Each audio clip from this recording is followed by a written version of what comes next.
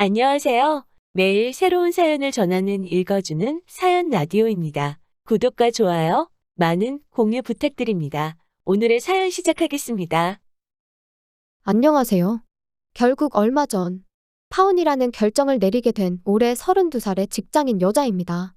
예비 시자들이 저를 무슨 말도 안 되는 계산 방법 들이밀며 억지 부리면 그런가 보다 하고 넘어가는 그런 세상 물정 모르는 호구라고 생각했나 봐요. 결혼하기로 했다고 제 재산이 지들게 되는 줄 알았나 보죠? 다시 생각해봐도 너무 열이 받아서 이렇게 제 사연까지 적어보내게 되었네요. 남자친구랑 연애를 시작하기 전부터 저한테는 전세를 주고 있던 아파트가 하나 있었습니다. 그때 당시가 막 직장 생활 시작한 사회초년생이긴 했지만 대출 규제도 지금처럼 심해지기 전이었고 부모님이 믿을 만한 사람으로부터 얻은 정보가 있었기에 당시 제 수입으로는 조금 무리하는 건가 싶은 생각이 들기도 했지만 큰맘 먹고 구입했어요. 예정된 재건축만 진행된다면 나중에 큰 돈이 되겠다는 확신이 있었거든요. 다만 조금 애매한 부분이 있었습니다.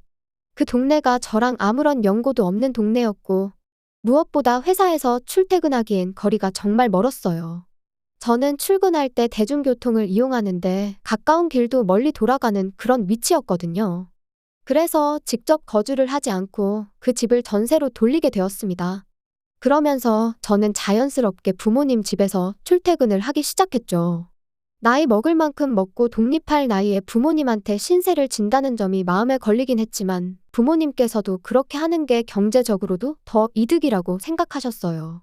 그리고 제가 돈을 더 편하게 모을 수 있게 물심양면적으로 도와주셨죠. 생활비라고 해서 부모님께 용돈식으로 얼마씩 드리긴 했지만 제 주머니 사정에 전혀 무리가 가지 않을 정도였고 그나마도 저희 어머니께서는 그 돈을 가지고 제 옷을 사준다던가 한약을 지어주신다던가 하는 식으로 저를 위해서 쓰셨어요. 너무나도 감사할 따름이었죠. 재개발은 아직도 시작되지 않았지만 오히려 그게 기회가 된 건지 곧장 집값이 오르기 시작했어요. 갑자기 한 번에 오르진 않았지만 재개발 기대감에 힘입어 매달 조금씩 오르기 시작했습니다.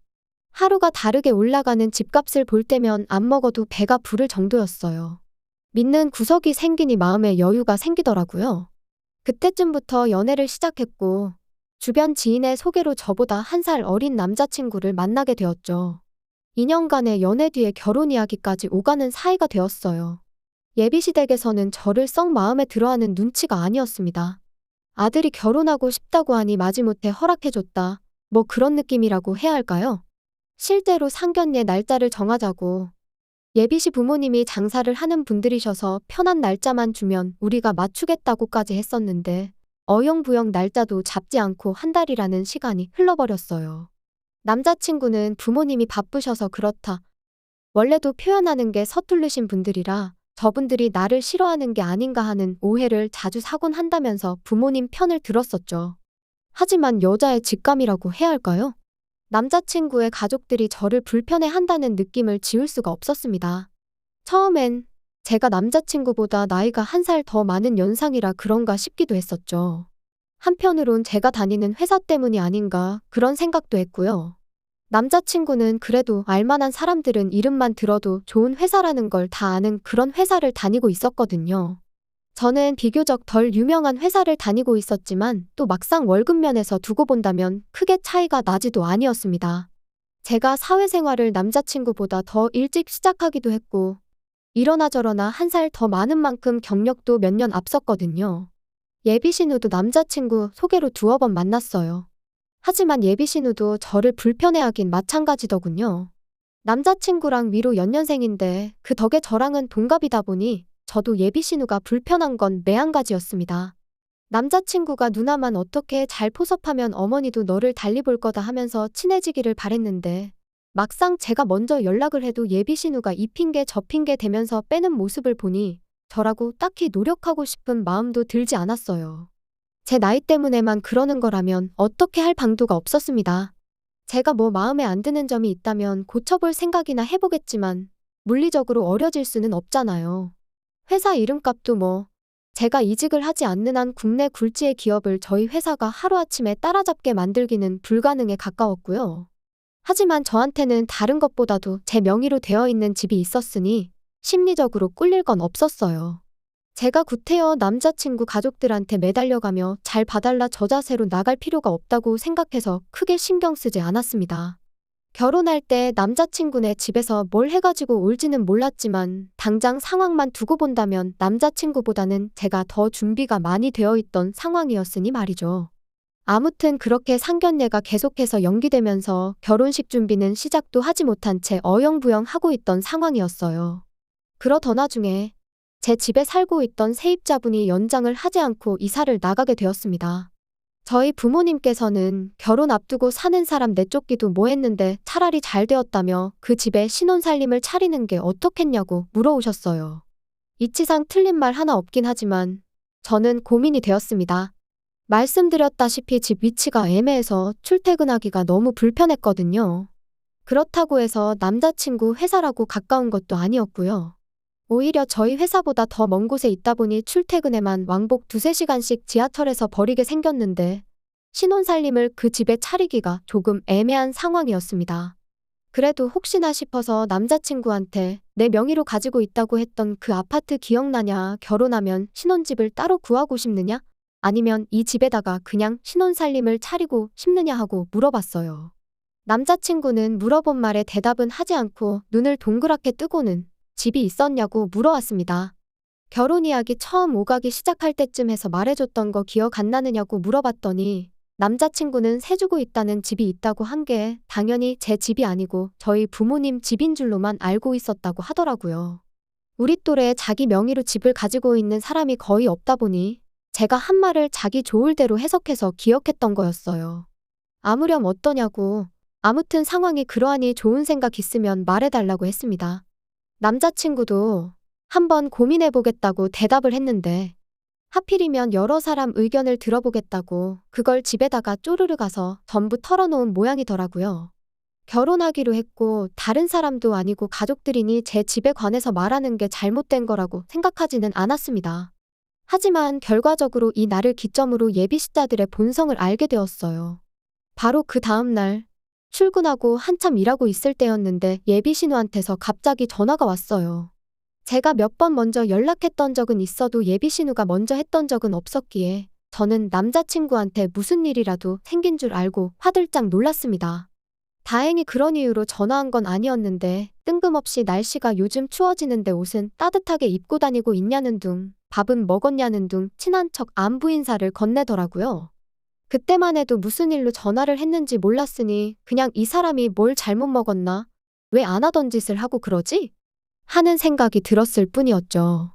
아니나 다를까 형식적인 안부 멘트가 끝나고 나니 더 할 말이 없었는지 이내 정적이 흘렀어요. 저는 출근해서 일하는 중이니 별일 아니면 전화 끊겠다 말하고 통화를 종료하려는데 예비신우가 저를 다급하게 불러세우더니 그제서야 왜 전화를 했는지 이유를 말하더라고요. 동생한테 제가 집 때문에 골머리를 썩고 있다고 들었다고 말을 꺼내는데 그때부터 촉이 안 좋았어요.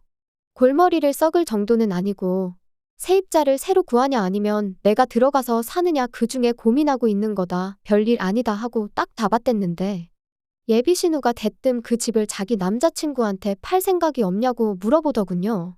이야기를 듣자 하니 제 덕에 자기 남자친구가 집을 싸게 구하게 되면 자기는 결혼할 때 몸만 가도 눈치 보일 게 없을 것 아니냐며 저보고 좀 도와달라고 하면서요. 저 때문에 졸지에 동생보다 늦게 결혼하게 생겼다. 그런데 옳게도 알지 않냐면서 한 해에 2자식 결혼시키는 게 부모 입장에서 얼마나 부담이겠냐 하면서 자기가 여지껏 결혼 못한 걸 제 탓을 하는 게 어이가 없었습니다. 하지만 한편으로는 집을 이참에 정리하는 것도 나쁘지 않겠다 싶기도 했어요. 재개발만 되면 집값이 더 뜬다고 하긴 하는데 요즘 부동산 경기로 보나 자재값이 올라서 시공비가 무지막지하게 올랐다는 이야기를 들을 때면 여러 가지 생각이 들었거든요. 재건축이 돼도 저희가 들어가 살기엔 위치적으로 안 좋은 건 여전했고 이미 그 집으로 재미도 볼 만큼 봤던 이유도 있었고요. 몇 년 동안 소문만 무성했던 기약도 없는 재건축 때문에 지친 사람도 많고 같은 이유로 그 아파트가 매물도 많이 나와 있다 보니 집을 정리하려고 치면 몇 달은 고생할 게 안 봐도 뻔했기 때문입니다. 그렇다고 그날 결정할 일은 아니다 싶어 그럼 그 부분도 염두해보고 고민해보겠다고 예비신우한테 대답을 했는데 예비 신우는 그 말을 제가 아파트를 팔겠다고 대답한 거라 착각했나 봐요. 이제 한 가족이 되니까 싸게 해달라고 저한테 코맹맹이 소리를 내면서 애교를 다 부리더라고요. 당장 팔겠다는 건 아니고 만약에 팔기로 결정하게 된다면 근처 부동산에 올라온 같은 평수 급매물 가격에서 이사비용 제하고 도배장판 새로 해서 드리겠다고 대답했습니다. 그 또한 팔겠다고 대답한 게 아니었고 팔게 되면이라고 확실하게 언급을 했어요. 그 말이 나오기 직전까지 저한테 코맹맹이 소리를 내면서 애교를 부리던 예비 신우가 갑자기 정색을 하더니 언성을 조금 높여서 그건 경우가 아니지 않냐고 따지더라고요. 그러면서 뭐라 말을 하는데 저는 그때까지만 해도 예비 신우가 저한테 장난을 치고 있는 건가? 하고 생각했습니다. 내 동생 만나기 전부터 가지고 있는 집이라고 들었다면서 제가 그 집을 처음 샀을 때 가격으로 넘기라고 말해왔거든요. 장사꾼도 가족들한테는 원가에 물건을 넘긴다면서 그게 상도라고 하더군요. 장사꾼이 아니라 날강도도 그렇게 하진 않을 거라고 농담하지 말라고 했어요. 제가 집을 샀을 때 가격이면 지금 이 집 전세 가격도 안 되는 돈인데 그게 말이나 되냐고요.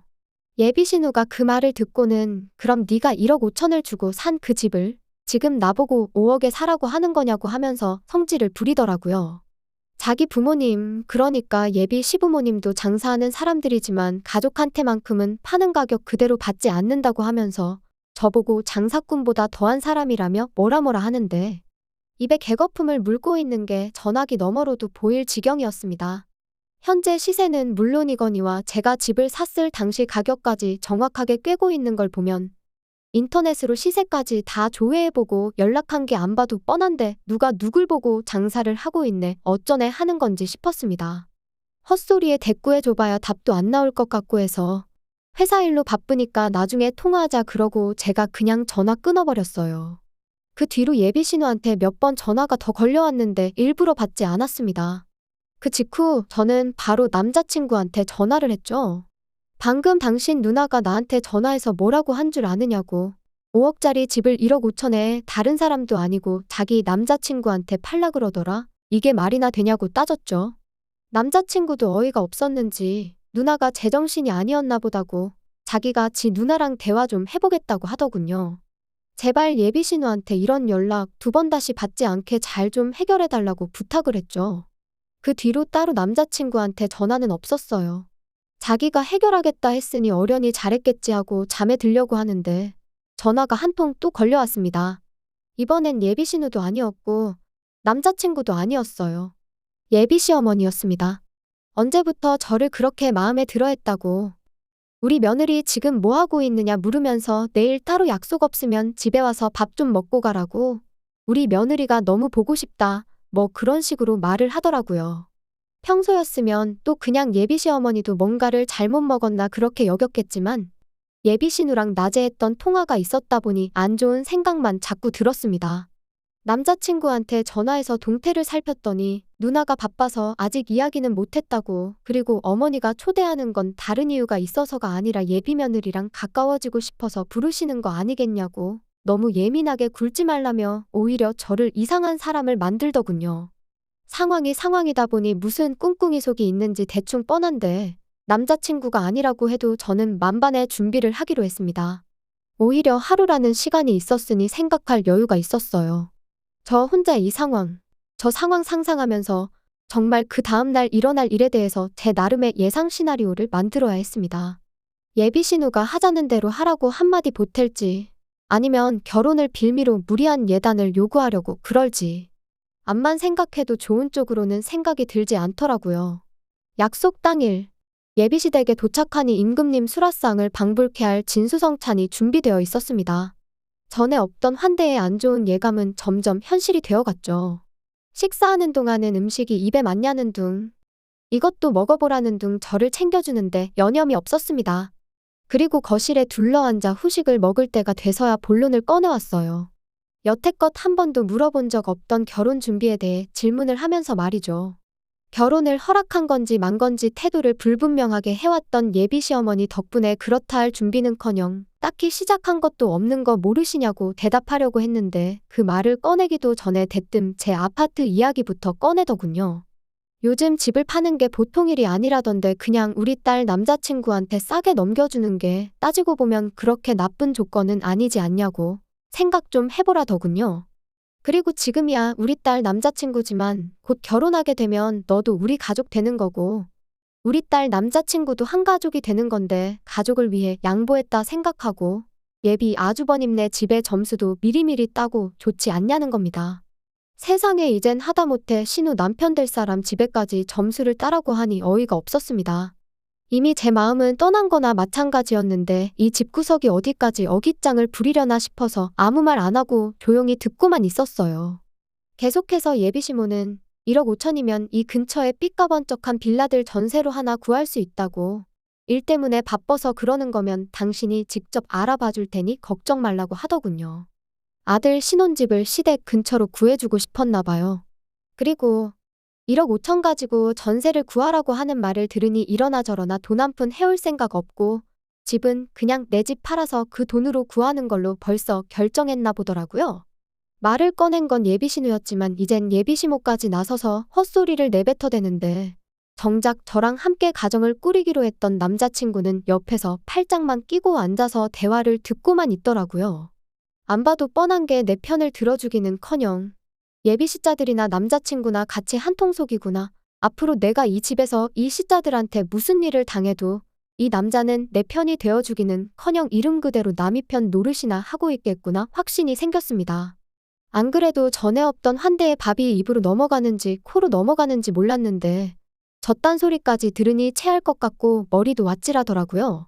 그래서 몸이 좀 안 좋다는 핑계로 아무 데다 파지 않고 자리에서 일어나 후다닥 택시 잡아서 집으로 돌아왔습니다. 집에 가는 길 내내 남자친구며 예비시자들이며 번갈아 가면서 저한테 전화를 해대는데 아무리 인연을 좋게 만났어도 그쯤 되니 똥 밟았다는 생각밖에 들지 않았어요. 집에 도착해서 이 이야기를 전해들은 저희 부모님께서도 뭐 그딴 집구석이 다 있냐며 어이없다고 화를 다 내시더라고요. 제가 남자친구한테 꿀릴 게 뭐가 있냐고 그냥 그 길로 파혼을 하라는 말을 꺼내셨어요. 부모님이 다시 생각해보라고 파혼은 안 된다고 하셨다 해도 제가 싫다고 했을 거였기에 아쉬움조차 없었죠. 전화기는 계속 불이 난 듯 울리고 있었는데 단 한 통을 받지 않았습니다. 그러니 그날 저녁에 남자친구가 저희 집까지 찾아왔더라고요. 꼴도 보기 싫었지만 어차피 파혼하기로 한 거 빨리 마무리 짓는 게 낫겠다 싶어서 따라 나갔죠. 싹싹 빌어도 제 마음 돌릴 생각이 없었는데 그 와중에 저한테 생각 좀 해봤느냐고 묻더군요. 얼이 빠져서 욕을 할 마음도 싹 사라지더라고요. 그냥 앞으로 볼 일 없을 것 같다고 잘 지내든 말든 신경 하나도 안 쓰겠다 했더니 남자친구가 제 뒤에다 대고 저를 두고 이기적이랍니다. 이게 단순히 돈 때문에 그러는 게 아니라고. 앞으로 한 가족이 되는 건데 가족끼리 서로 돕는 걸 아까워하면 안 된다는 겁니다. 지금이야 제가 집이 있으니 손해보는 것 같지만 앞으로 우리한테 무슨 일이 있을 때 발 뻗고 나서서 도와줄 사람은 가족들 뿐 아니겠냐는 얼토당토하는 망언을 내뱉더군요. 끝까지 나를 얼마나 호구로 봤으면 이러나 싶어서 저도 끝내 참았던 욕을 마저 다 뱉어냈습니다.